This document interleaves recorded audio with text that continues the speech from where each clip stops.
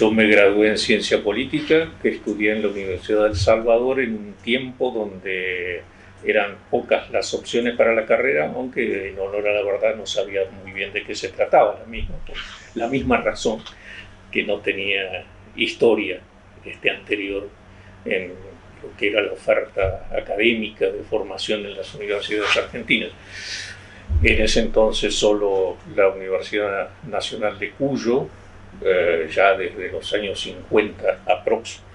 y a consecuencia de los eventos del Congreso Nacional de Filosofía y demás, tempranamente desarrolló una propuesta en orden también a la reforma constitucional del 49 de una formación que tenía que ver con la ciencia política y la administración pública conjuntamente, lo cual es así hasta la fecha, ¿no? O sea, una licenciatura en administración pública y ciencia política. La otra era la Universidad Nacional de Rosario, que tenía también, como siempre, una orientación más próxima a las relaciones internacionales desde la ciencia política. Y luego en Buenos Aires, dos universidades privadas, la Universidad Católica, que tenía una aproximación más tradicional, y no muy distante de ella, la Universidad del Salvador, que fue la que escogí. ¿Cómo fue eso? Quizás Buenos Aires era la primera idea de un destino para estudiar en la universidad, y luego algún evento más o menos fortuito que me llevó a profundizar. Sí, probablemente el formato de la oferta. La Facultad de Ciencias Sociales tenía 3 carreras, Economía, Sociología y Ciencia Política, y con base en un ciclo básico común daba la posibilidad en 2 años adicionales hacer las 3 licenciaturas. No hice eso, solo hice Ciencia Política. Y eso fue entre los años 67 y 70, aunque me llevó un tiempo más concluir la aprobación del plan de estudios, pero esa fue mi titulación. Diría que en paralelo a esa parte de la historia y ensamblando la orientación en la administración pública con la formación profesional de base,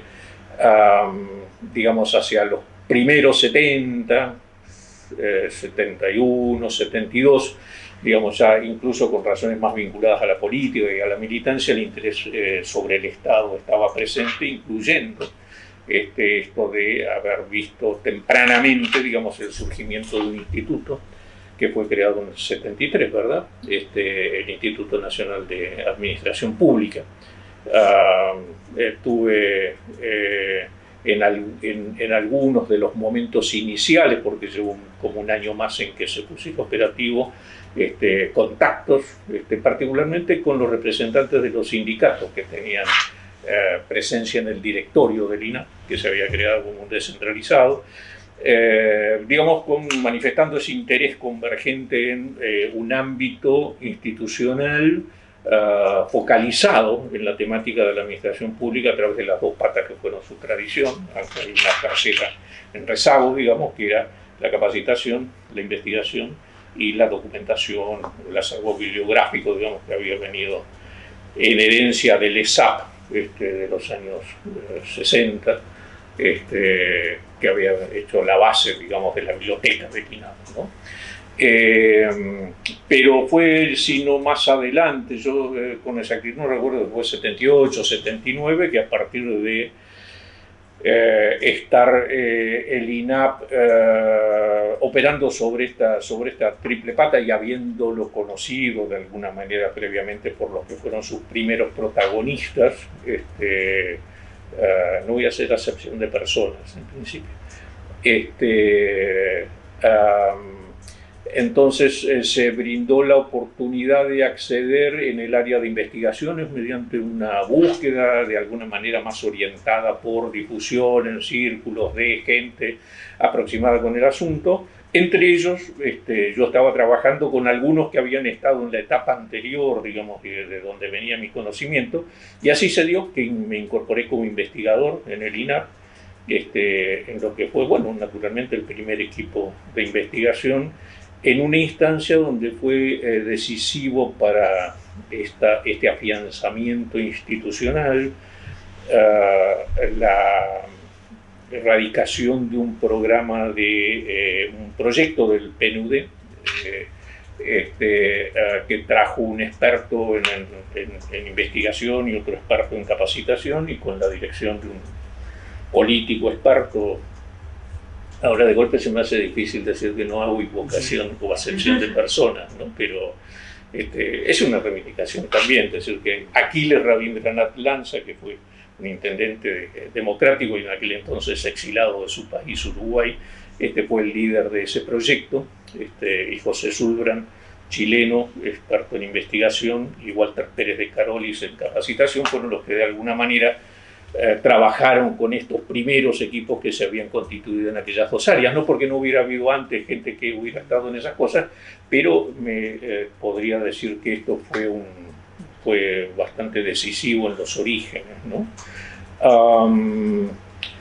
Después, en lo que hace a la formación, digamos que no, excepto el ejercicio de la docencia, no fue sino hasta muy tarde, cuando ya era una persona mayor.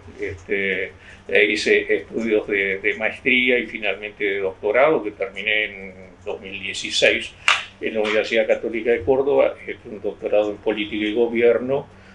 atraído en ese momento por la oferta también académica que había en la Argentina, por el cuerpo profesoral, que era de excelencia, donde había buena parte de docentes extranjeros, muchos de ellos con los cuales ya había tenido trato en mi paso por el Centro Latinoamericano de Administración para el Desarrollo.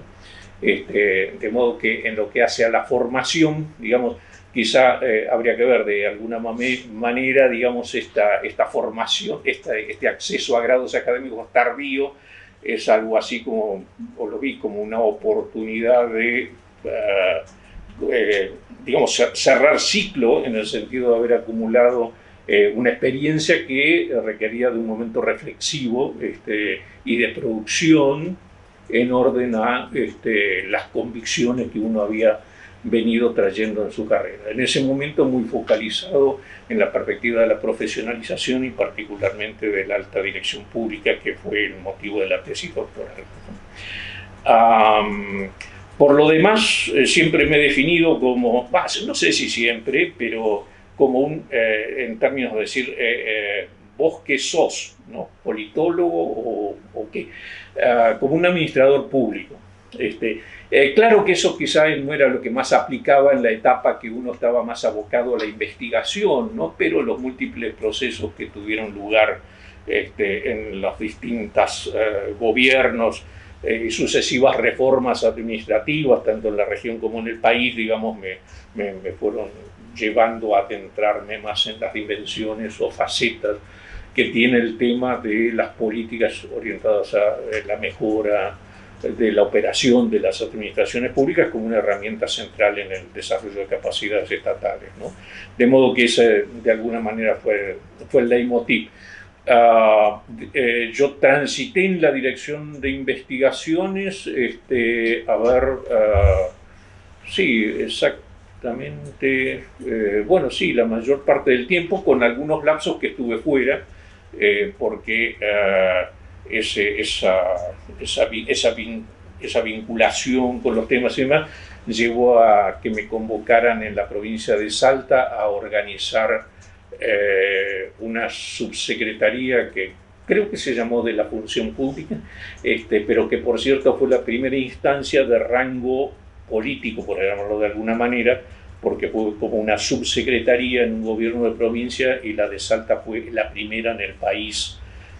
luego seguida por el Ministerio de la Función Pública en Córdoba, digamos, con mayor jerarquía, pero en un tiempo en donde ya desde la Dirección de Investigaciones habíamos promovido la creación del Consejo Federal de la Función Pública, porque ahí estuvo la raíz en la Dirección de Investigaciones de esa propuesta que se llevó adelante. Bueno, ahí tengo que acomodar un poco las fechas, pero a partir del año 90, el Consejo Federal, ¿no? De modo que eso fue casi al cierre de mi periodo provincial en Salta, en aquella subsecretaría que replicaba el modelo de la Administración Nacional, porque contenía a la Dirección General de Personal de la provincia y la de Organización y Sistemas, que era también un poco el formato de la Nacional. Y bueno, después de mi retorno y un periodo intermedio, vuelvo a la Dirección de Investigaciones después de 3 años, en el 90, 91, por allí, que estaban, como en todo gobierno nuevo, en proceso de reorganización. Así que ahí estuve acompañando ese proceso hasta que marché al CLAP, hacia fines de hacia el año 97, donde estuve hasta 2000. Y bueno, eso fue también en términos de seguir la trayectoria, digamos, centrada en los asuntos que hacen a la gestión y la administración pública y demás, un salto en calidad significativo, digamos, con la oportunidad de contactar con todas las áreas equivalentes referidas a instituciones abocadas al tema de la reforma y mejora de la administración pública y su modernización, habilitando naturalmente una red de relaciones, y a partir de ahí, digamos, tomar algo que fue bastante decisivo para una época en que el CLAD estaba en crisis financiera y posibilidades de viabilidad futura y demás, a la organización del Congreso Internacional Congreso Internacional del CLAD sobre la reforma del Estado y la administración pública, ¿sí? Del cual naturalmente, digamos, yo en todo caso fui un ejecutor, digamos, pero la inspiración, digamos, para llevar eso adelante, aparte del equipo profesional del CLAD, fue la llegada a la presidencia del CLAD de Brasil, representado por Carlos Bresser Pereira, que era a la sazón ministro de Reforma y Administración de Fernando Henrique Cardoso, en una institución fuerte, poderosa y con unas ideas muy también renovadoras respecto de la reforma de la administración, y ese congreso que se mantiene hasta la fecha, todos los años sin sucesión de continuidad, van por el 28, creo. Bueno, se convirtió eso en un foro regional, digamos, de amplia convocatoria, de un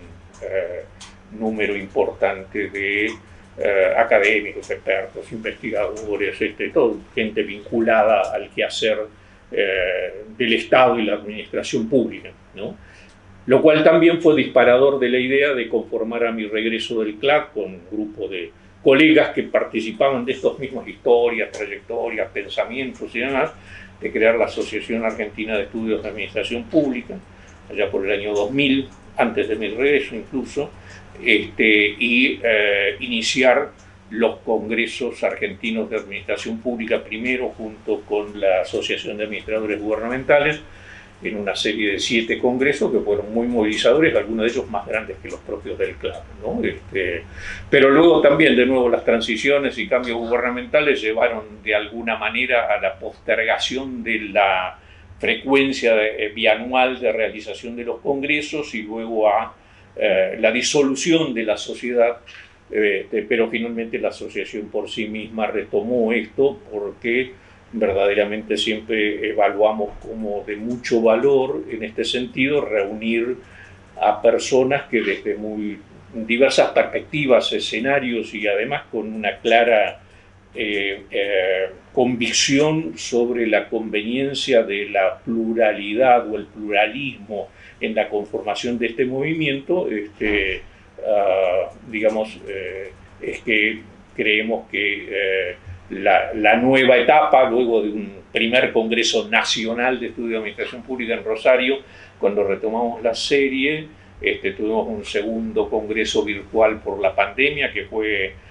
casi diría pionero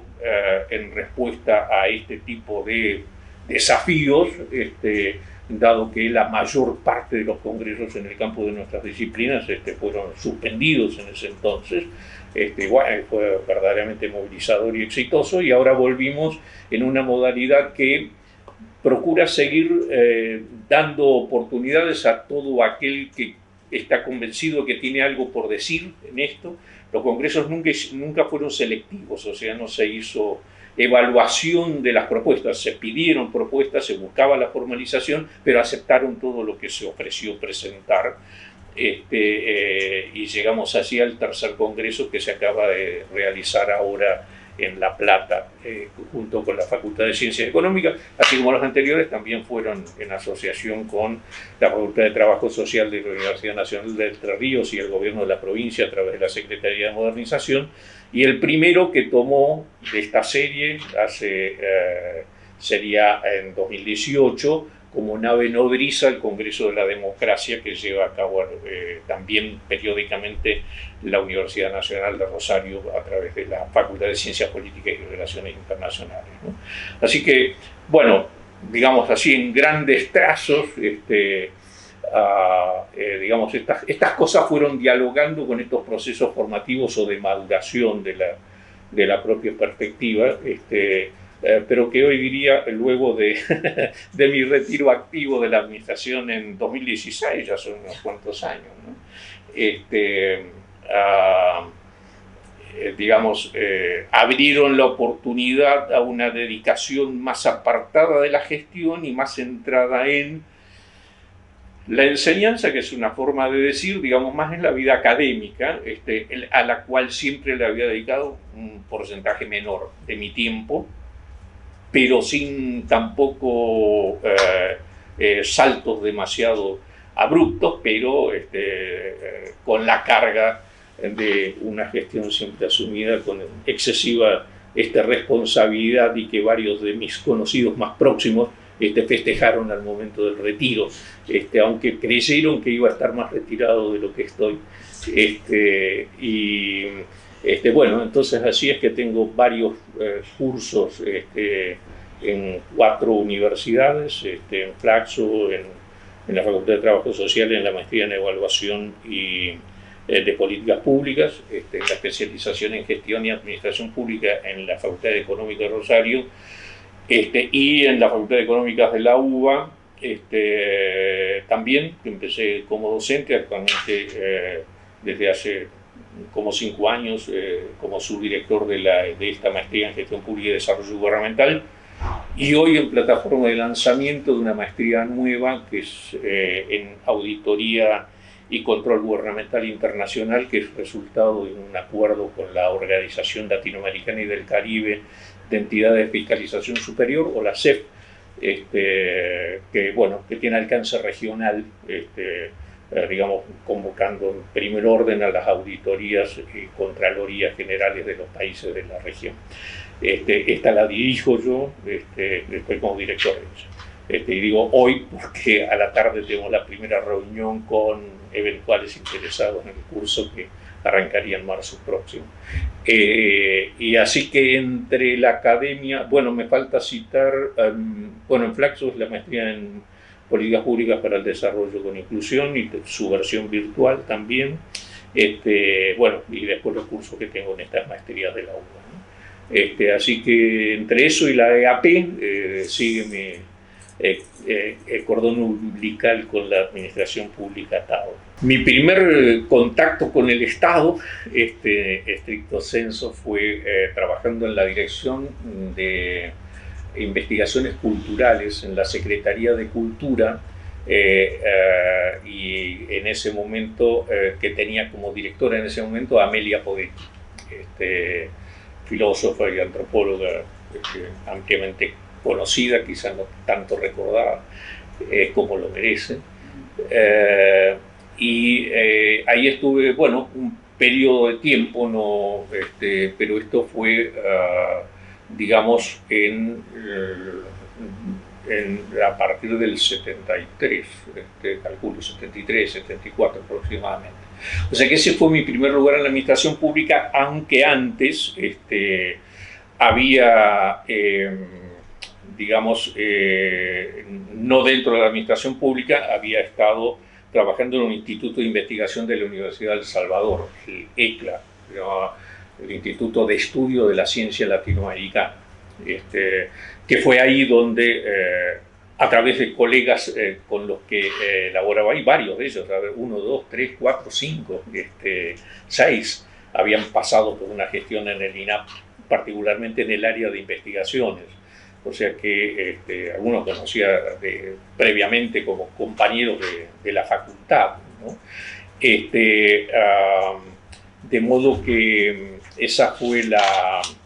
digamos, el punto de partida por el cual, digamos, yo tomo conocimiento del INAP y que en el tiempo, como mencionaba antes, me hace interesarme con él, para en un primer momento, en una búsqueda de docentes, realicé alguna actividad de capacitación y luego, como señalé, con posterioridad, cuando se establece una búsqueda para investigadores, me incorporo en la Dirección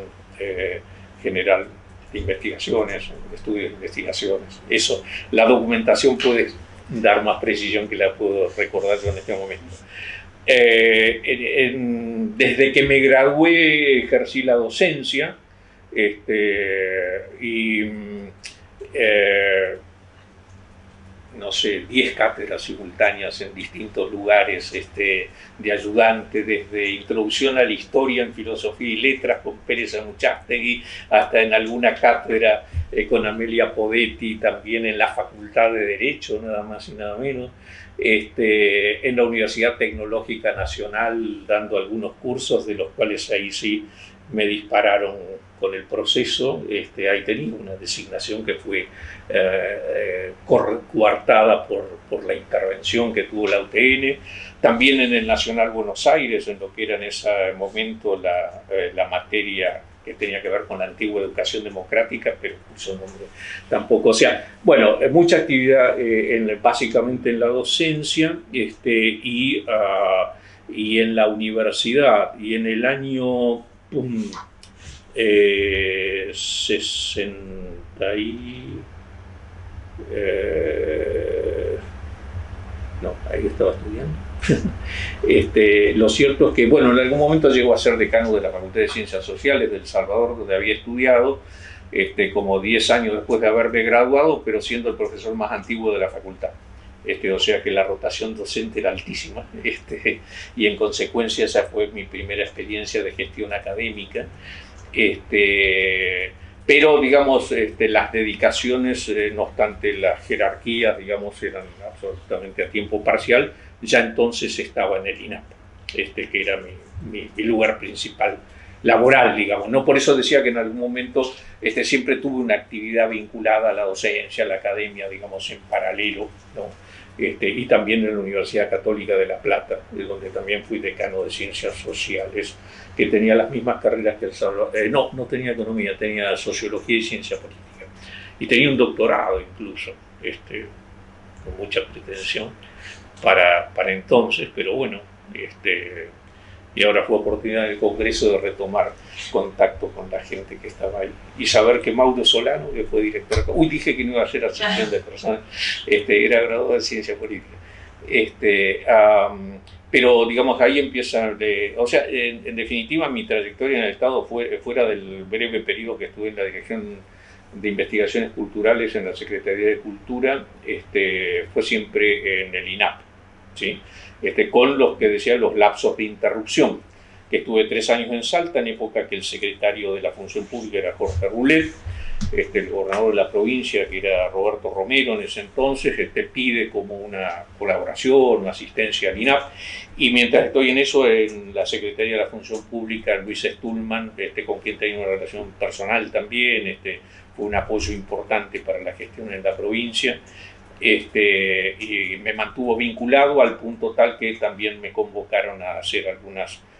charlas o clases en el programa de formación de administradores gubernamentales en ese periodo,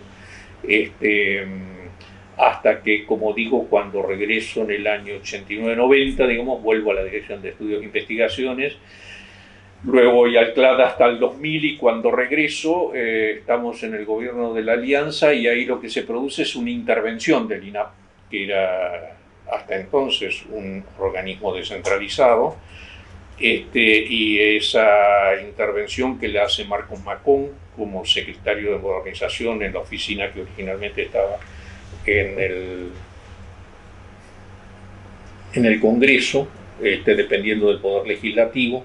luego se fusiona con el ejecutivo, bueno, sucesivas crisis y demás, y en ese momento, en esa intervención,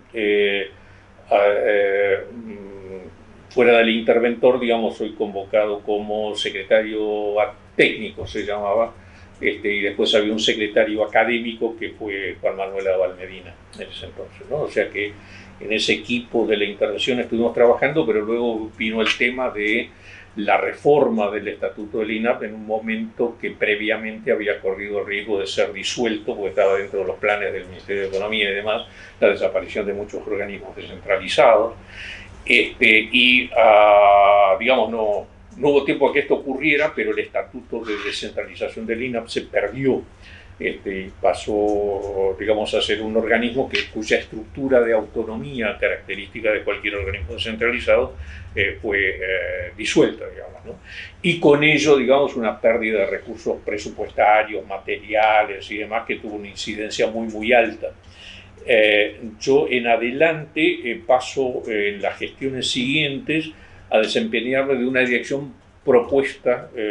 como tal, de mi parte, como del Sistema Nacional de Capacitación, que era un concepto que andaba dando vuelta en el sentido de integrar en esa idea de sistema todas las acciones de capacitación del Estado, reivindicando un artículo de la ley de creación del INAP que le daba tuición para,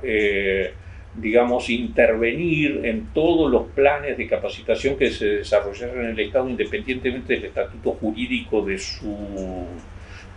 cada una de estas instituciones, ¿no? Entonces era claro, como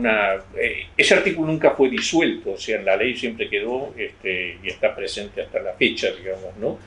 En la práctica era como un horizonte de intervención enorme en relación con los recursos absolutamente relativos y menores. En algún momento yo había hecho un cálculo, creo que el INOR pasó a tener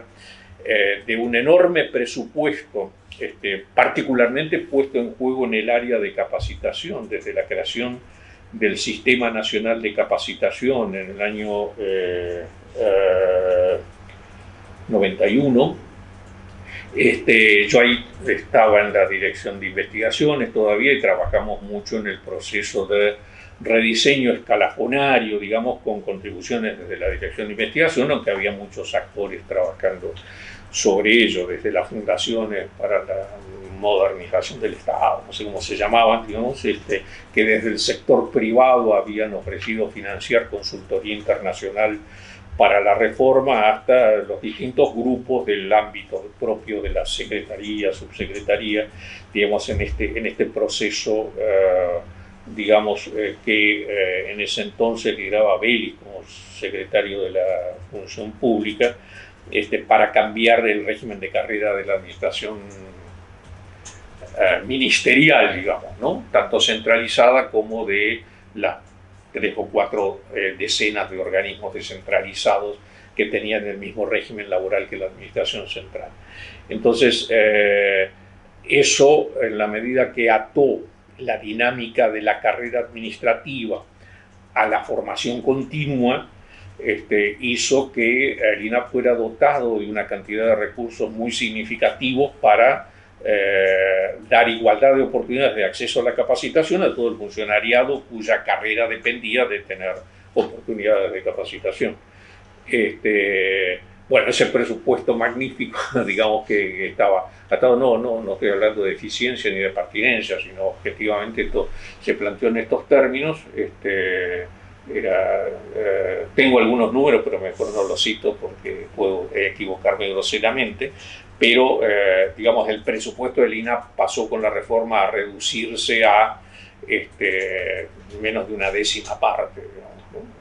O sea que en definitiva el único anclaje que hacía a su financiamiento tenía que ver con el mantenimiento de la planta de personal, digamos, que salvo retiros voluntarios que no fueron de alto impacto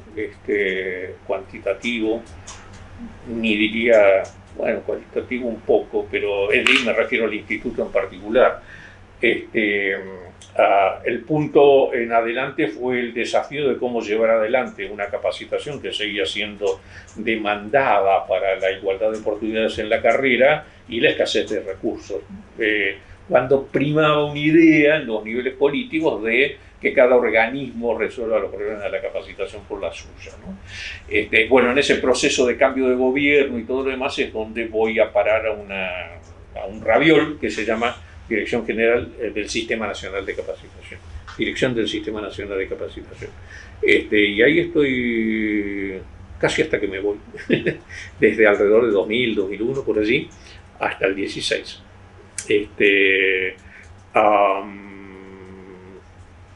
Y bueno, en la primera etapa el desafío fue cómo hacer capacitación sin recursos. Trabajamos con estrategias de gestión del conocimiento, validando la acreditación de muchas actividades que los agentes hacían como prácticas,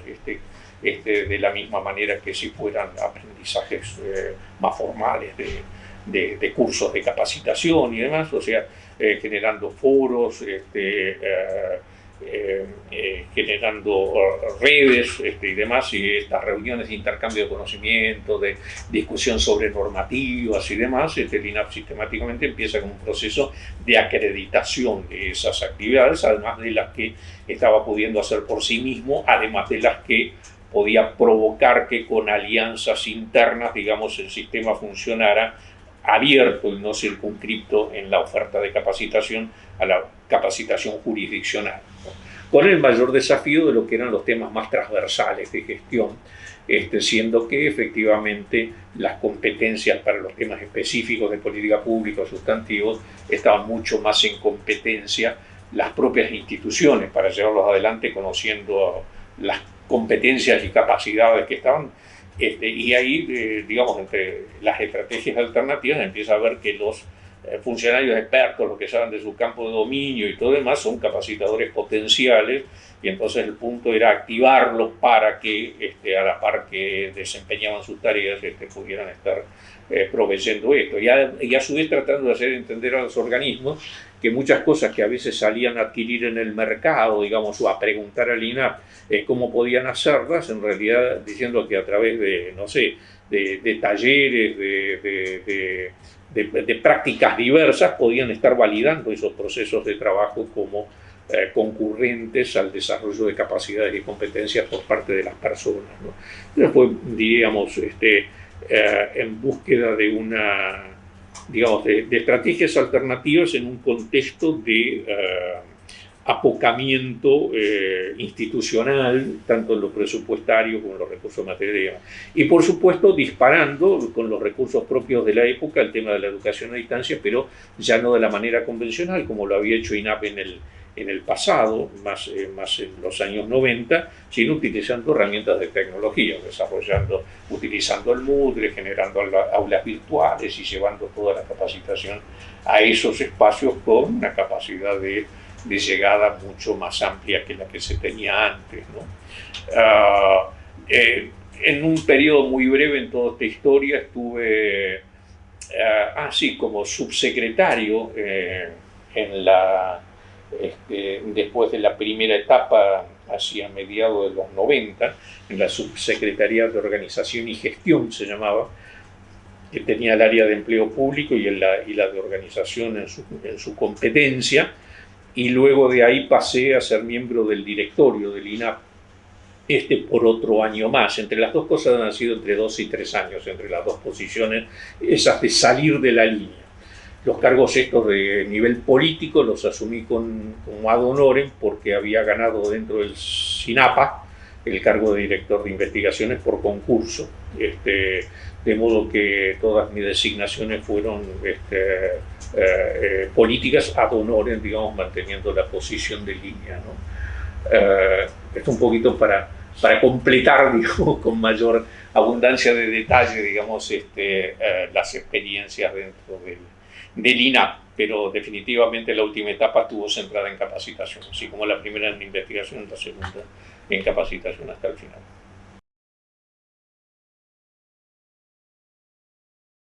Los primeros 70, digamos, cuando mi aproximación es externa, digamos, hasta que salí de la administración,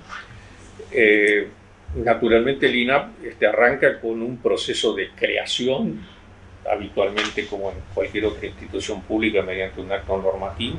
mediante una ley, pero que es una ley de facto del gobierno de la NUCE de marzo del año 73. O sea que eso es lo que explica que dentro de lo que fue la transición de ese año, no estuvo operativo el instituto. Como que se empezó a conformar, ¿no? Entonces todavía estaba bastante distante de la etapa de la madurez, y además dentro de ese gobierno también con todos esos avatares en el periodo 73-76 hay una gestión muy fuertemente sesgada hacia el campo de académicos especialistas, hacia otra más asociada a administradores,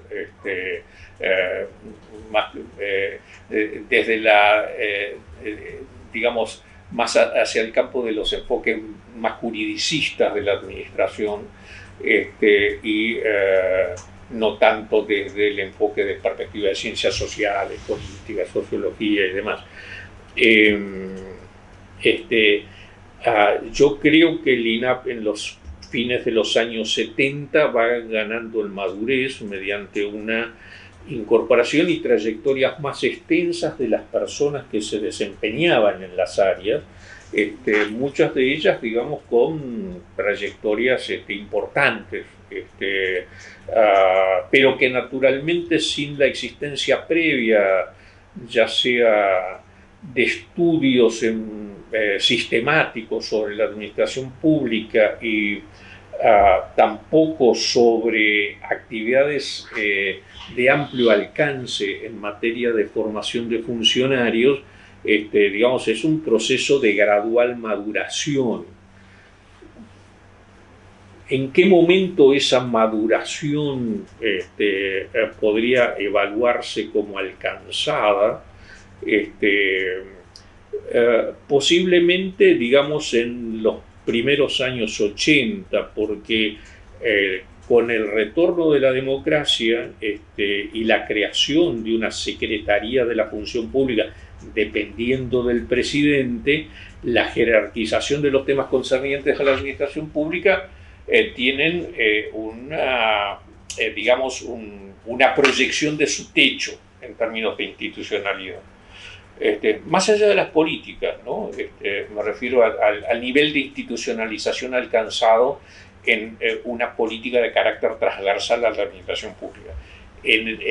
Antes de ese tiempo, tanto en lo que era el quehacer del INAP, digamos, sustentado en una ley y demás,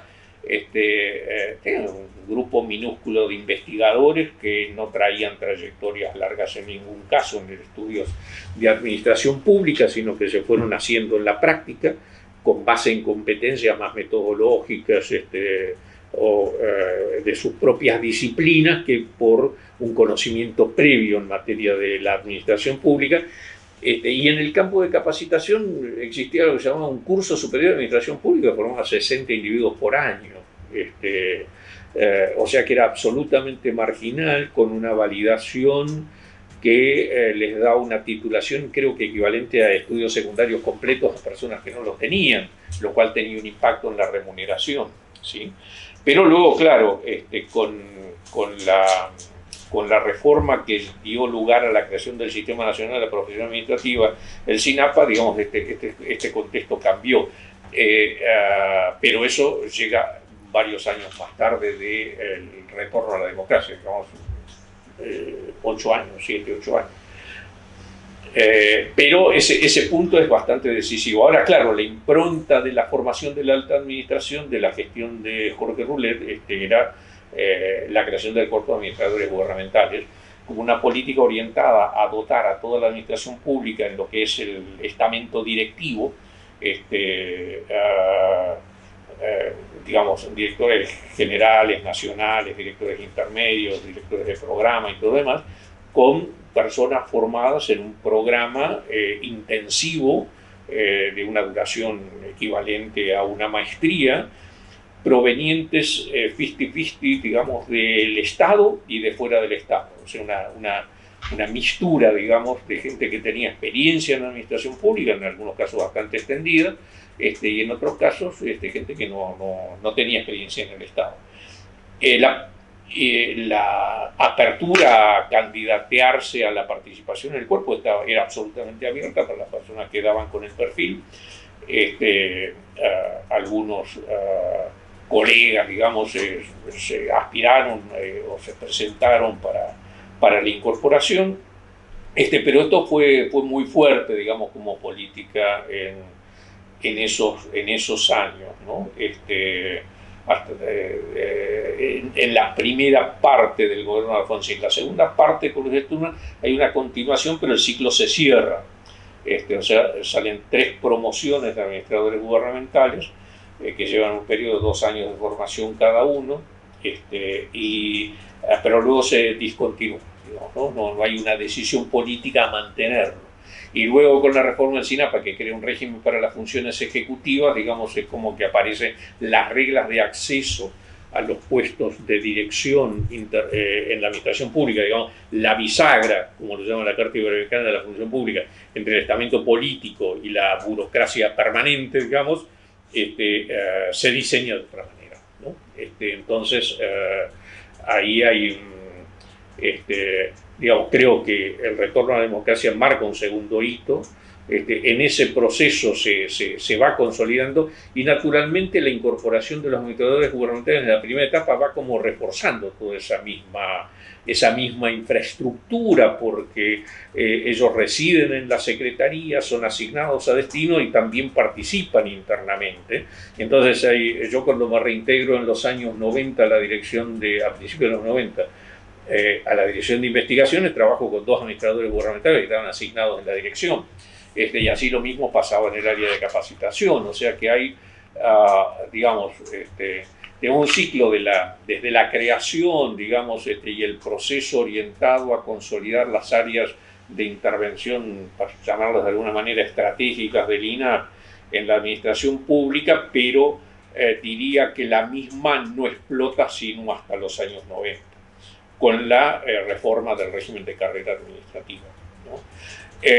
Pero son hitos destacables, digamos, la creación de la Secretaría de la Función Pública en el 83, con estas sinergias que despliega, esta priorización de las áreas de gestión,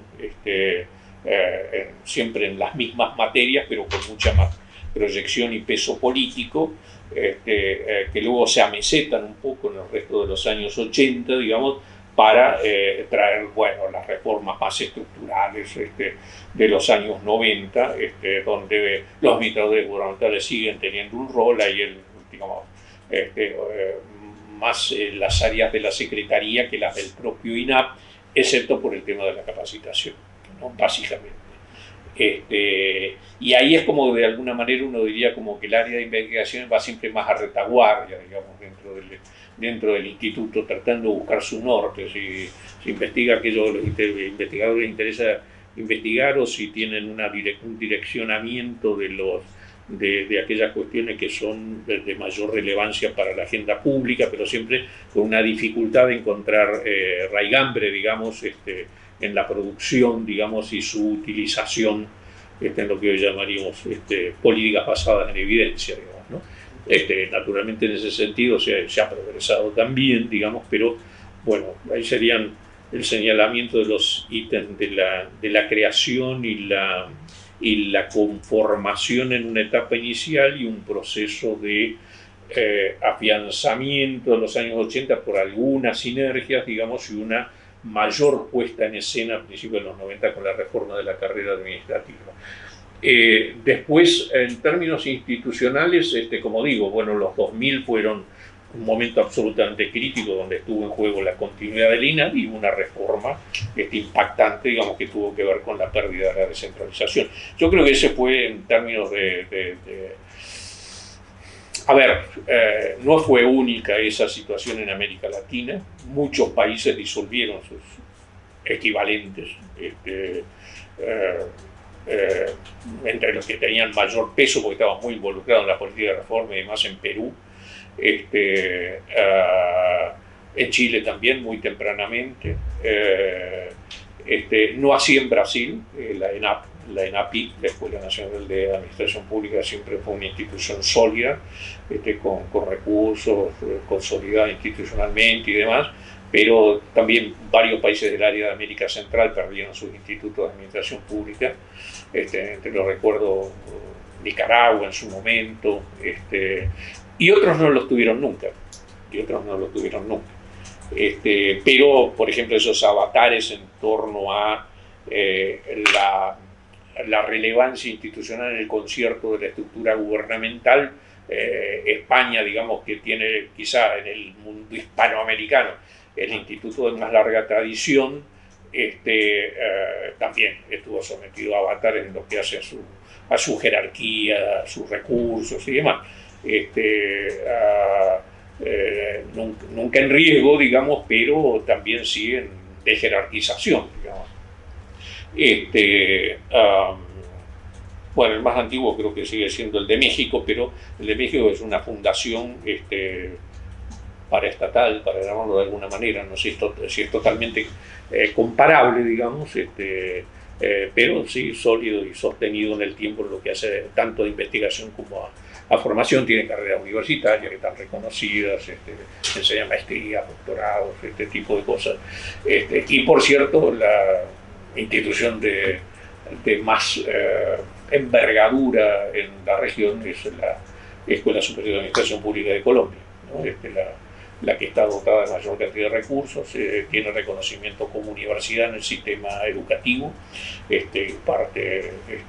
carreras de pregrado, grado y posgrado, doctorado, en todos estos campos, y tiene unos recursos que multiplican por varias veces los presupuestos más amplios del resto de la región, ¿no? O sea,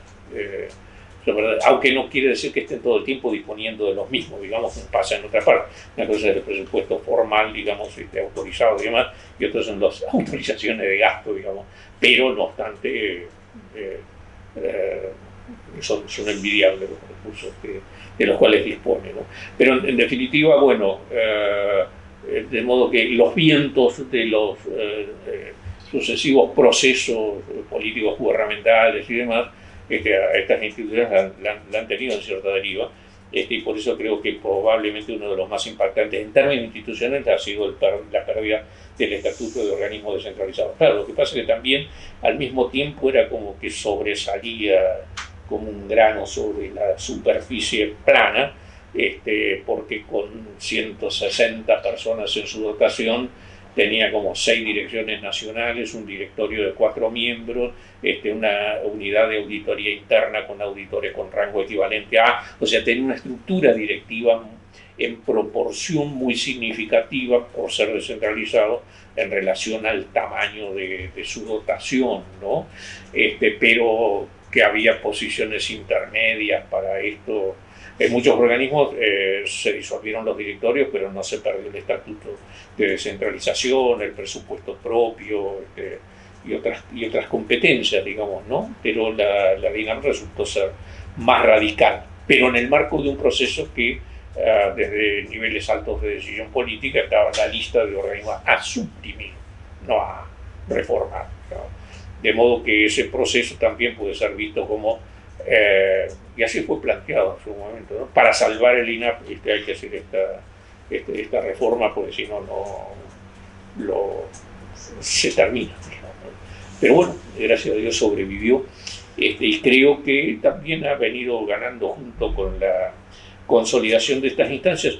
verdaderamente fluctuantes en orden a los distintos cambios gubernamentales en cuanto a su jerarquía, peso, competencia, pero donde hay algunas áreas que ya están muy fuertemente consolidadas, y el INAP es una pieza más dentro de ese sistema.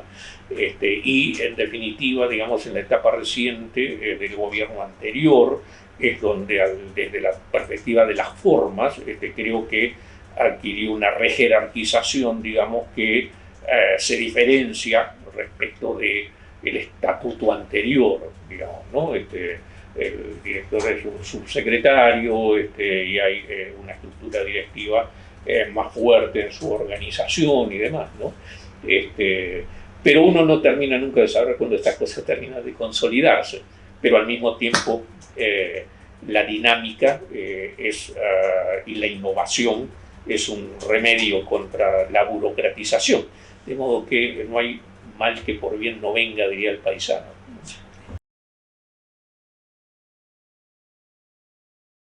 A lo largo de la historia relatada, claramente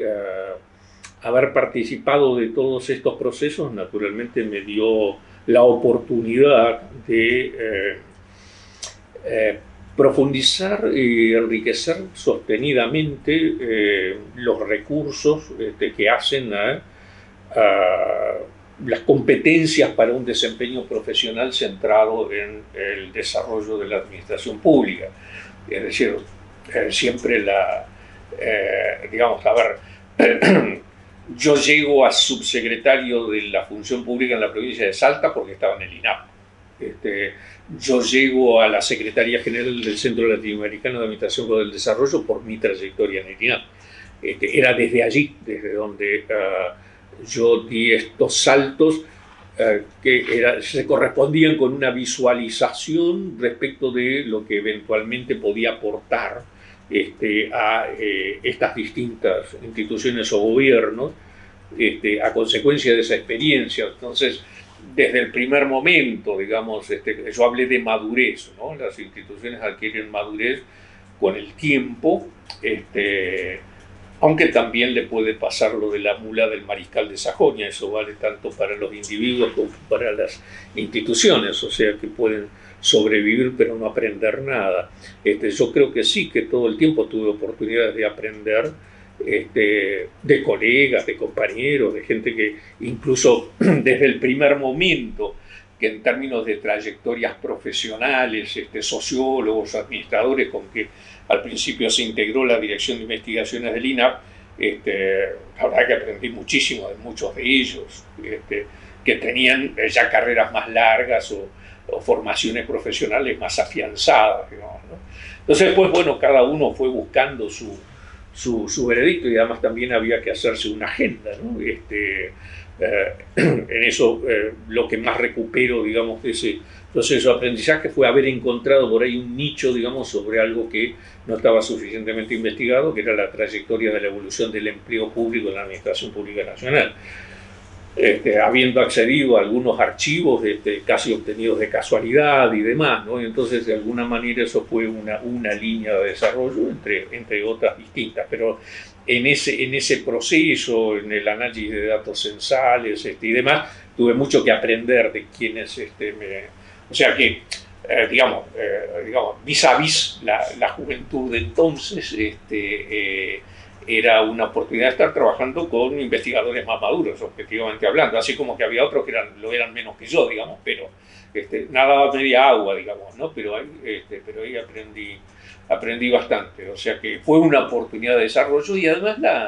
la posibilidad de desarrollar una vocación por lo público, digamos, porque como decía antes, desde otra perspectiva yo había avisorado el INAP como un espacio que era muy significativo en orden a aquellas cuestiones que importaban a los gobiernos.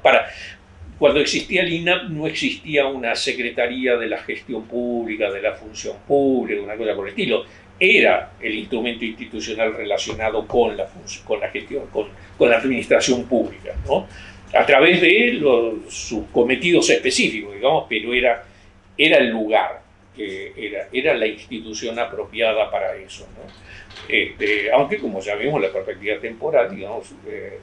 con una madurez a ser desarrollada hacia el futuro, ¿no? Y así en las sucesivas etapas y momentos, digamos, ¿no?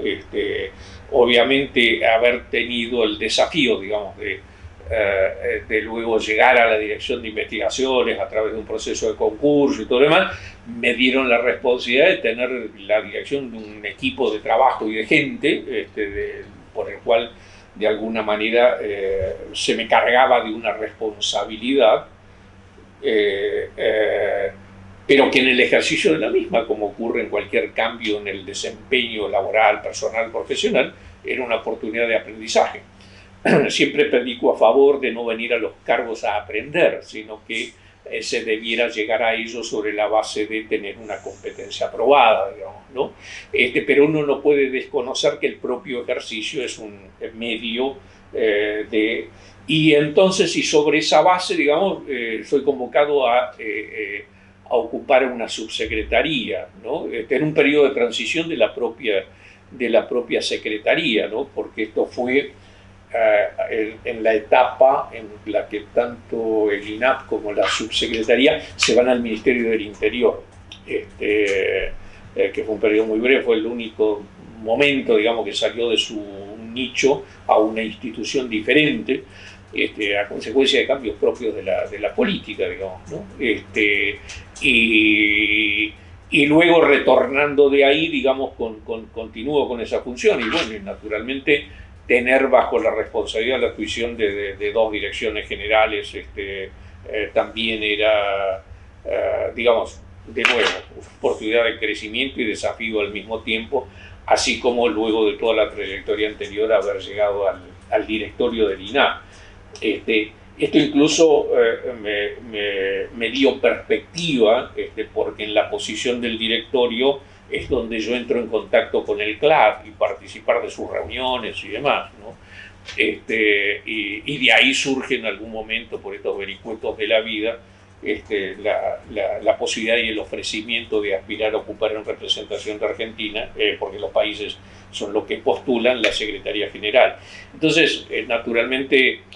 yo lo veo esto como escalones que me dieron la posibilidad de desarrollarme profesional y personalmente en la vida de la institución, digamos, ¿no? Son inseparables una cosa de la otra, o sea que...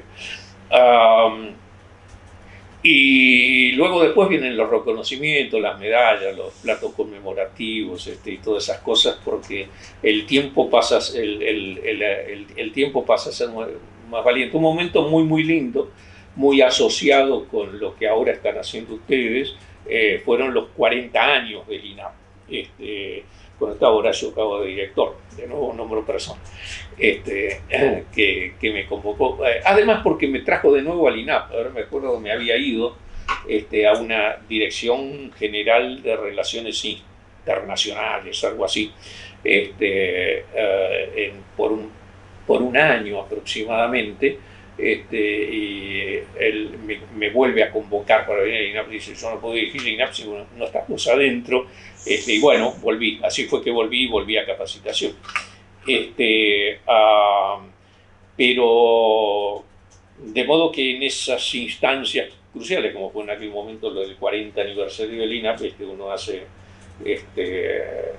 conmemoración, digamos, de toda esa historia y trayectoria. Está grabado, y hay un video y hay un discurso. Eso alguna vez lo habíamos hablado, pero te había dicho, debe estar acá, en algún repositorio,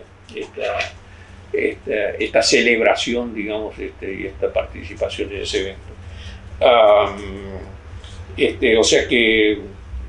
al haber hecho la mayor parte de mi trayectoria y de verle a mi historia dentro del INAP, el haber tenido otros desafíos, digamos, en paralelo, y haber vuelto al nido después y demás, hacen a que mi carrera como administrador público está muy, muy fuertemente vinculada con el instituto, ¿no? Donde terminé mi vida laboral oficial como funcionario público. ¿Qué le ofrece el INAP a la administración pública? Yo creo que fue muy, muy decisivo y claramente en la perspectiva de la experiencia que viví, el tema de la capacitación fue el que más... Por eso también a mí venir, digamos, regresar al INAP en capacitación, digamos, era un desafío nuevo y diferente, digamos, no era donde había estado. El maestro normal nacional antes de hacer la universidad, y en la educación estuve siempre involucrado, digamos, pero no así centralmente en la capacitación como vine a hacerlo a partir de los 2000, 2001. Y eso yo creo que era lo que más instaló en el conjunto de la administración pública el INAP, ¿no? Y bueno, creo que ahí se lograron cosas, y me parece que esas están ampliamente consolidadas hoy, ¿no? Particularmente, y a diferencia de por lo menos toda la primera etapa, creo que se ha proyectado nacionalmente, más con una perspectiva federal, yo siempre pensé que en realidad esto no debiera ser una excusa para que las provincias no desarrollaran una institucionalidad propia y abocaran recursos a esos propósitos, y no tener dependencia de una institución federal que en principio recibe sus recursos para, digamos, para el cliente interno de la administración nacional, ¿no? Pero bueno, pero sí la perspectiva de la sinergia y la proyección federal me parece que son absolutamente relevantes. O sea, no puede permanecer al margen de eso. Y esa convicción fue la que en su momento me llevó a alentar la creación, siguiendo el modelo del Consejo Federal de Educación, del Consejo Federal de la Función Pública, ¿no? Que se mantiene hasta hoy, que quiso ser trocado también en esa época de troques, como fueron el gobierno de la Alianza en Consejo de Modernización o algo por el estilo, y que las provincias lo rechazaron, digamos, y luego fue cambiado, pero volvieron a una reivindicación de cabezadurez, digamos, es decir, esto se llama así Consejo Federal de la Función Pública y está, ¿no?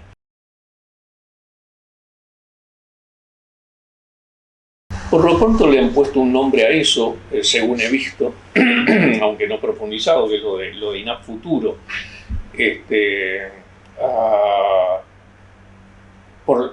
Es una plataforma, me parece, como para pensar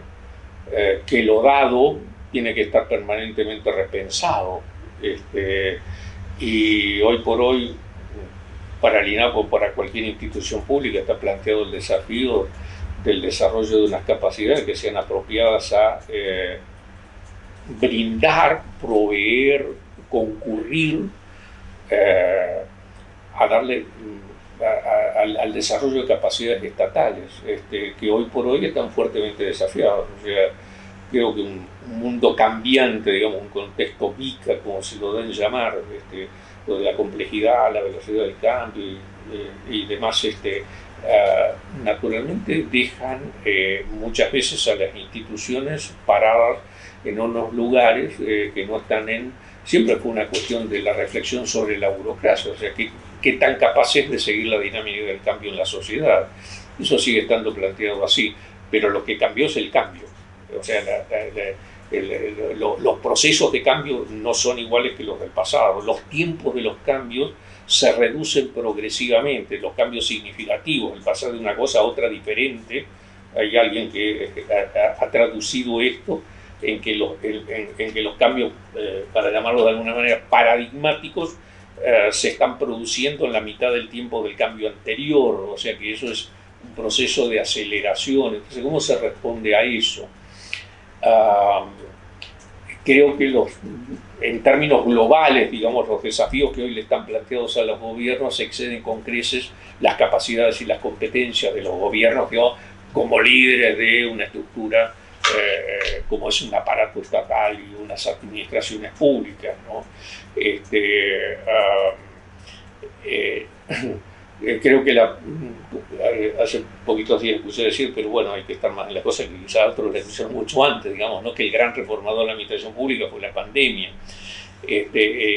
que fue en este sentido la pandemia, bueno, lo inesperado, digamos, un cambio inusitado de todas las reglas de juego que hacen en la vida en sociedad, donde se llevó muchos de los supuestos en los que uno se movía, que las instituciones, las personas, los grupos sociales y demás, a un lugar diferente, con la necesidad de pensar las cosas de otra manera, ¿no? Hoy algunos llaman de pensar la próxima pandemia como una posibilidad, y no es porque nadie no lo hubiera dicho antes, sino que hasta que ocurrió no tenía credibilidad, ¿no? Como dijo respecto del cisne negro Taleb, si alguien hubiera vendido sistemas de seguridad para que los aviones no fueran utilizados como misiles, digamos, lo hubieran tratado de loco, digamos, hasta que esto ocurrió. Entonces, cuando ocurrió, pero bueno, el tema es qué es lo que se puede prever hacia adelante, ¿no? Entonces, ampliar la capacidad de lectura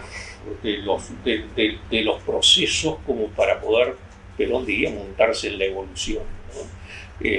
cómo lo dijo, digamos. Entonces, los radares, las antenas, los sistemas sensibles, digamos, deben estar abiertos a ello e ir produciendo esos cambios. Entonces, la respuesta a la pregunta cómo se puede proyectar el INAP al futuro es como para cualquier otra institución pública, en tanto y en cuanto siga teniendo sentido su quehacer, porque esto también hay que pensarlo, la burocratización lleva a la cristalización de las estructuras y quizá hay una lógica interna que mantiene su funcionamiento cuando dejaron de cumplir. En mis clases sabía decir: el Comité por la Reconstrucción de San Juan por el terremoto del año 44 sobrevivió 50 años con una estructura burocrática, con sueldos, con funcionarios, una cosa que ya había pasado Caucete y demás, o sea, hubo otros terremotos posteriores y la estructura burocrática estuvo siempre allí. Entonces, digamos, pensar que tanta funcionalidad, con perdón de la palabra, en relación con los roles que son necesarios a desempeñar por el aparato estatal como único recurso de la acción colectiva de la sociedad, tiene que ser planteado para cada institución pública. Entonces, en primer lugar, tener basar digamos, en objetos sensibles y perceptibles, digamos, la razón de ser, digamos, y estar escudriñando hacia dónde, digamos, se puede ayudar desde los recursos que hoy se tienen a contribuir con otras instituciones. Digamos, el INAP es una institución con la misma secretaría de la cual depende, transversal al Estado, ¿no? O sea, tiene que ver con todo el Estado, ¿no? No tiene un cometido particular, más allá que la complejidad es muy difícil concebir cometidos particulares, ¿no? O sea, porque todo tiene que ver con todo, ¿no? Pero el mayor desafío de instituciones de este carácter es de qué manera sirven o contribuyen al desarrollo de las capacidades que hoy definitivamente están desactualizadas respecto de los desafíos, ¿no? Entonces, el conocimiento mismo para la esto ha llevado a repensar la ciencia y todo lo demás. La ciencia, como relaciones de causalidad, digamos, ha sido desafiada con la pandemia y no las teníamos, no llegamos a conocer. Entonces, ¿cómo se interviene sobre aquello que produce un fenómeno sobre el cual un fenómeno que se quiere neutralizar o evitar si no sé qué lo provoca, ¿no? No se va a ocupar el INAP de la pandemia futura, digamos, pero sí de las capacidades de desempeño de las instituciones públicas, quizás focalizado definitivamente en una sinergia entre los dos pilares, el repositorio, digamos, de la investigación y la formación, porque claramente, el desarrollo de capacidades estatales tiene que ver con el diseño de la institucionalidad pública y la competencia de las personas que están implicadas en ello, y con eso tiene que ver el INAP.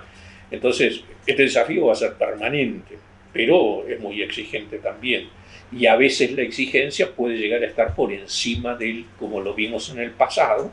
de las capacidades, como aquel artículo de la ley, que el INAP se tiene que ocupar de la formación de todo el Estado, aprobar los planes de capacitación de todo el mundo, validarlos, legitimarlos, ¿no? ¿Con qué? ¿Cómo? ¿No? Entonces, bueno, ahí hay una tensión, bueno, son las tensiones, ¿no? Digamos, no todo se puede, pero que con lo que se tiene pueden ser pensadas estrategias, pero me parece que debieran tener esta inspiración, ¿no? Esta percepción de los fenómenos y los desafíos que los gobiernos y los estados están enfrentando en la actualidad. Digamos, yo no puedo pronunciarme sobre ello para no convertirme en un comentarista, digamos, pero creo que son grandísimos, ¿no? Y los estados van a seguir siendo necesarios, ¿no? Y lo vimos, lo dijimos, nos hemos pronunciado al respecto, hemos sacado declaraciones, hemos convocado a colegas de todo el espectro, digamos, para la profesionalización, para revalidar el rol del Estado y todo lo demás, pero está bien decir y también hay que hacer, ¿no? Y esto a veces es complejo, pero bueno,